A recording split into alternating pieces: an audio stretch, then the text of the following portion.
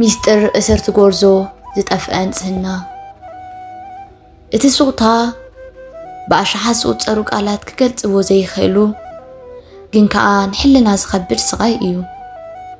ኣብዚ ምስሊ ንሪኣ ዘለና ጓል ሄዋን ንባዓታ ኣብ ገጻ ጥራይ ኣይኮነን ዝፈስስ ዘሎ ኣብ ውሽጢ ነፍሳ እውን ዳኣምበር ኢዳ ኣብ ገጻ ጌራ ብተስፋ ምቑራጽ ስምዒት ተዋሒጣ ንሪኣ ሕቶኣ ስለምንታይ ጥራይ ዘይኮነስ እዚ ገሃነም መዓስ ጉዳይ ይኾን ዝብል እዩ።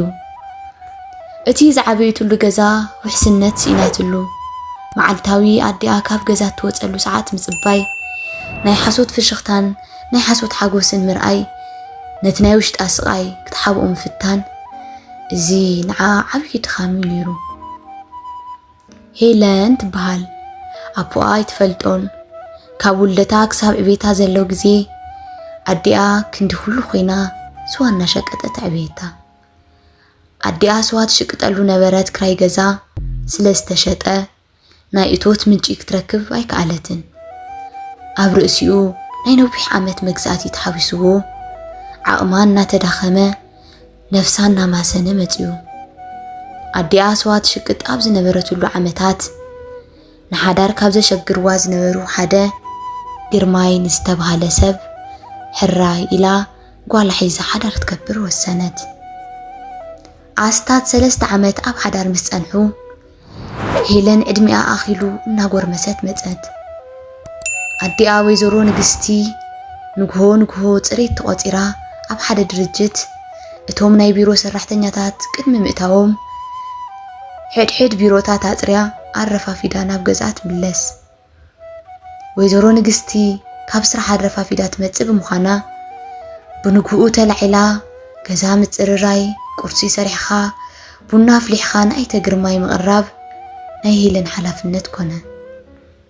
እዚ ኸይዲ እዚ ከምዚ ኢሉ ቀጸለ እሞ ድሕሪ 6 ወርሒ ሄለን ንግሆ ተሲኣ ከምቲ ልሙድ ገዛ እናፀራረየትን ከላ ኣብ ኣይተ ግርማይ ዘይለመደቶ ባህርያት ረኣየት። ኣይተ ግርማይ እውን ናብ ዝድቅሰሉ ክፍሉ ፀዋዓ። ሄለን እውን ከምቲ ልሙድ ዝልእኻ መሲልዋ ከደት። እንተኸደት ግና ዘይተጸበይቶ ገጠማ። ኣፋ ዓቢሱ ብሓይሊ ኣገዲዱ ደፈራ። እዚ ጌሩ እንተብቅዕ ንዝኾነ ይኹን ሰብ እንተደኣ ተዛሪብኪ ንስኸን ኣዴኸን ካብ ዝገዛ ከውፀክን እየ ምሕደርን መብልዕን ከስእነክን እየ ኢሉ የፈራርሓ። ንዓኣ ድማ ከም ዝቐትላ ደጋጊሙ ነገራ። ድሕሪ ብዙሕ ስቃይ ሕልናኣ ተሰይሩ ውሽጢ ሓሪሩ ድኻም ብዝዓሰሎ ስምዒት ተስአት። ካብ ደገን ውሽጢ ነብዐት። ካብ ንሰብ ንባዕላ ኣወየት። ንኣዲኣ ተተዛሪባ ሓዳሮም ከም ዝብተን ብምግንዛብ ፈሪሓ ብልባና ደመየት ሱቕ በለት።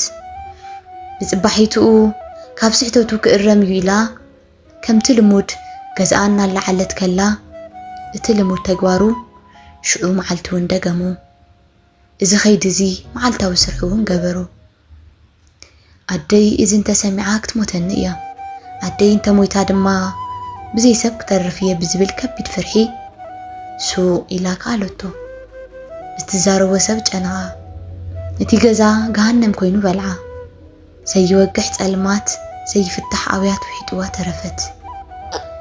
ኣዲኣ ስራሕ ቢላ እንትትመጽእ ከምዛ ምንም ዘይኮነት ናይ ሓሶት ፍሽኽታኣ እናርኣየት ትቕበላ።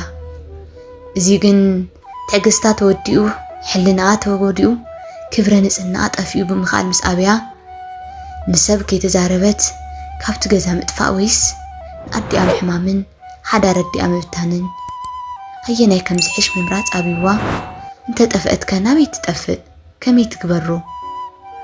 ሓሳብኩምን ምኽርኩምን ኣብ ኮሜንት ለግሱላ።